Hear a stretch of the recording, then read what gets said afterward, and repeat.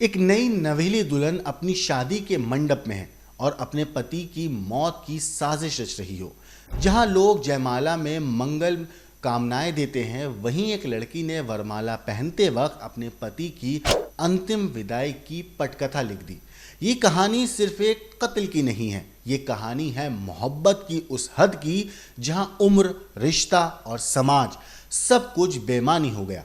ये कहानी है औरंगाबाद की 27 साल की गुंजा सिंह की, जिसने अपने 60 साल के फूफा के इश्क में अपने ही पति का खून करवा डाला। इश्क ऐसा जो खून से भीगता गया।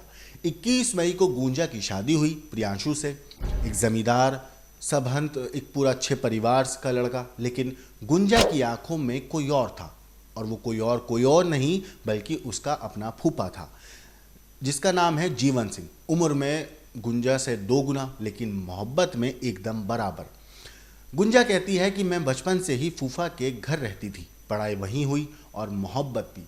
गुंजा ने यह कबूल किया है कि घर की चारदीवारी के अंदर ये रिश्ता सालों से पल रहा था। बुआ को शक तक नहीं हुआ, लेकिन अप्रैल में सब कुछ बदल गया। बुआ ने इन्हें रंगे हाथ पकड़ लिया।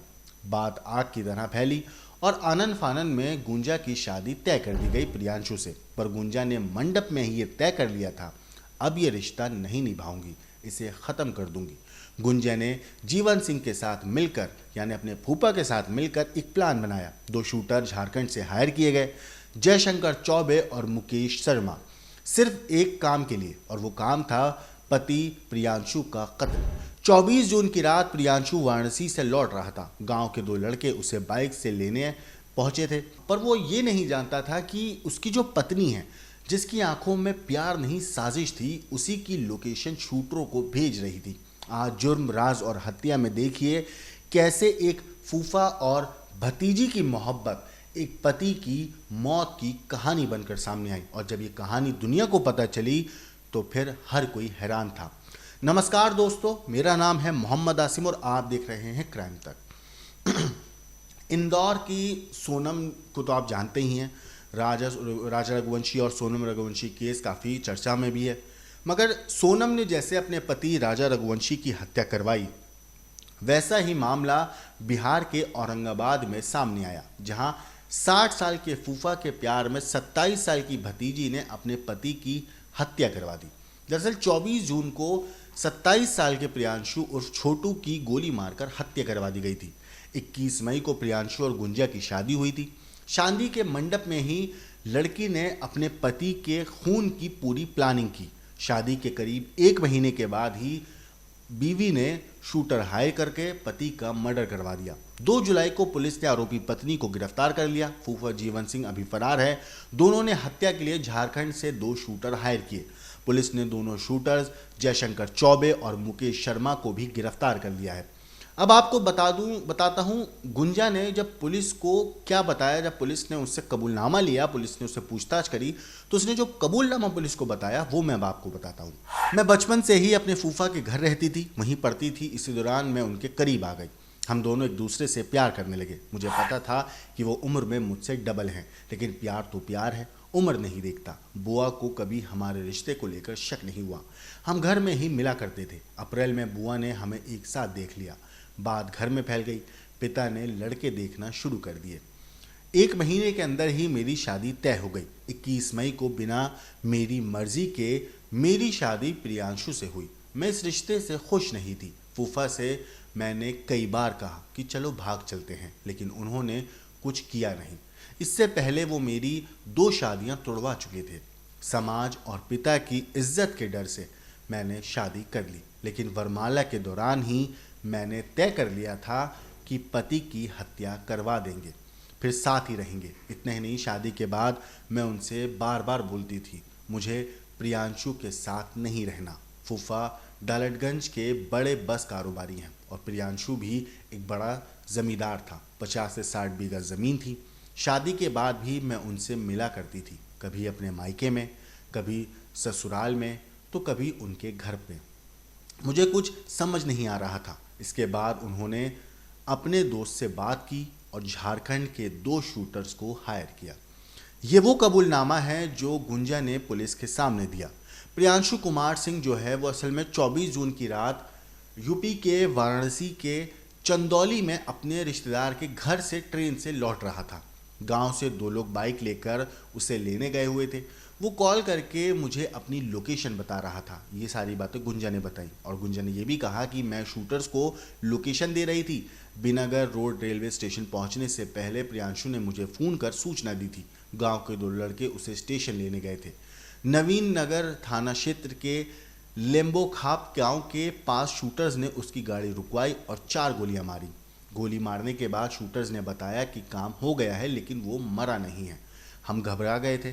प्रियांशु की बाइक पर साथ बैठे गांव के 2 लड़के उसे लेकर अस्पताल आए, मगर इलाज के दौरान उसकी मौत हो गई।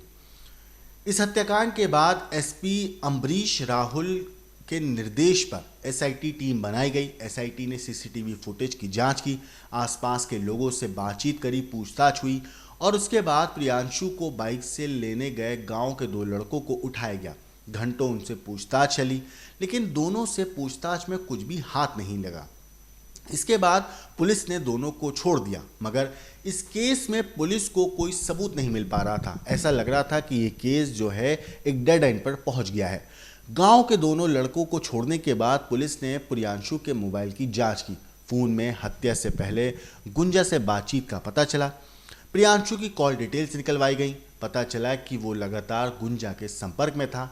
अब वो अपनी पत्नी से लगातार बात तो कर रहा था, मगर पुलिस ने गुंजा की कॉल डिटेल्स भी निकलवाई तो उन्हें पता चला कि उसमें एक नंबर है जो पुलिस को थोड़ा शक जाहिर हुआ, जिस पर 50 से ज़्यादा बार बात हुई थी। पुलिस ने गुंजा से फ़ोन मांगा तो उसने आनाकानी कर दी। शक गहरा चुका था तो पत्नी को हिरासत में लिया गया और एसपी अम्बरीश राहुल ने यह भी बताया इस पूरे मामले पर कि गिरफ्तार गुंजा सिंह ने हत्या की बात कबूल कर ली है। उसका अपने फूफा के साथ 15 साल से अफेयर चल रहा था।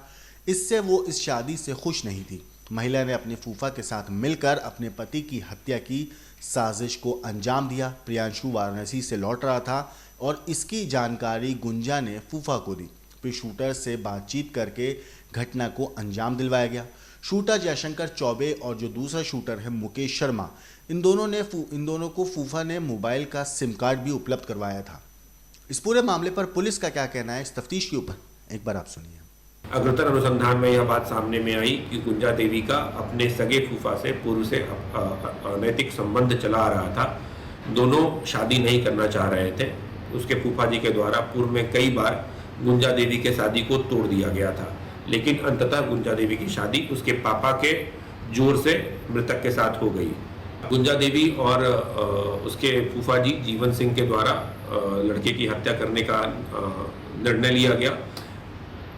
जीवन सिंह के द्वारा कुछ हथियारबंद युवकों को हायर किया गया, जिनके द्वारा गोली चलाई गई। गुंजा देवी के द्वारा युवक का लोकेशन दिया गया कि कब वो कहाँ किस ट्रेन से उतरेगा और हायर किए गए लड़कों के द्वारा उक्त रात को उस घटना को अंजाम दिया गया। इस संबंध में अभी 3 गिरफ्तारी हो गई है। गुंजा देवी की गिरफ्तारी हो गई है एवं 2 अन्य अभियुक्त जो इस घटना में शामिल थे उनकी गिरफ्तारी हो गई है।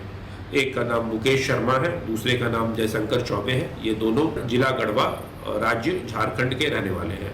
तो सुना आपने इस पूरे केस को, इस पूरी कहानी को, कैसे गुंजा ने अपने फूफा के साथ मिलकर अपने पति को मौत के घाट उतार दिया।